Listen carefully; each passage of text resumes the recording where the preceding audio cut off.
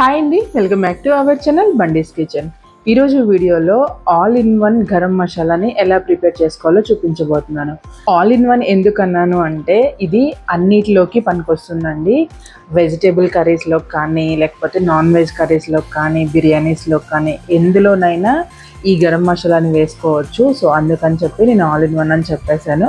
మరి దీన్ని ఎలా ప్రిపేర్ చేసుకోవాలో చూసేద్దాం.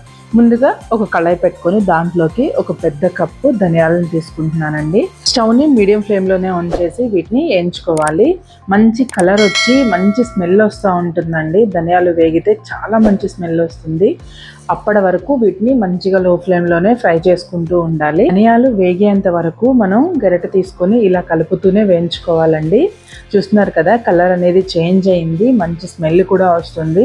సో ఇప్పుడు వీటిని వేరొక ప్లేట్లోకి తీసుకొని చల్లారబెట్టుకోవాలి. ఇప్పుడు ఇదే ప్యాన్లోకి 1 టేబుల్ స్పూన్ దాల్చిన చెక్క, అలాగే 1 టేబుల్ స్పూన్ లవంగాలు, 1 టేబుల్ స్పూన్ యాలకులు కూడా తీసుకొని వీటిని కూడా మంచిగా ఫ్రై చేసుకోవాలి. ఇవి కూడా మీడియం ఫ్లేమ్లోనే ఉంచుకొని ఫ్రై చేసుకోవాలండి. ఇవి కూడా మంచిగా ఫ్రై అయ్యే వరకు వీటిని కూడా చిన్నగా ఇలా గరిటె పెట్టి కలుపుతూనే ఉండాలి, లేకపోతే మాడిపోతాయి. ఇవి కూడా మంచిగా వేగిపోయాయండి. సో చూస్తున్నారు కదా, సో ఇలా కలర్ చేంజ్ అయింది. ఇప్పుడు స్టవ్ ఆఫ్ చేసుకొని ఇందులోకి 1 టేబుల్ స్పూన్ గసగసాలను యాడ్ చేస్తున్నానండి. స్టవ్ ఆఫ్ చేసిన తర్వాతే గసగసాలని యాడ్ చేస్తున్నాను.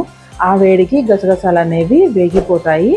గసగసాలు యాడ్ చేసిన తర్వాత ఇలా ఒక 1 మినిట్ అలా కలుపుతూ ఉంటే గసగసాలు కూడా వేగిపోతాయి. వీటిని కూడా ప్లేట్లోకి వేసుకొని చల్లార పెట్టుకోవాలి. చల్లారిన వాటిని మిక్సీ జార్లోకి వేసుకొని మెత్తటి పౌడర్ లాగా చేసుకోవాలి. చూస్తున్నారు కదా, సో ఇలా మెత్తటి పౌడర్ లాగా చేసుకొని దీన్ని స్టోర్ చేసుకుంటే ఈజీగా 6 మంత్స్ వరకు పాడవకుండా నిల్వ ఉంటుంది.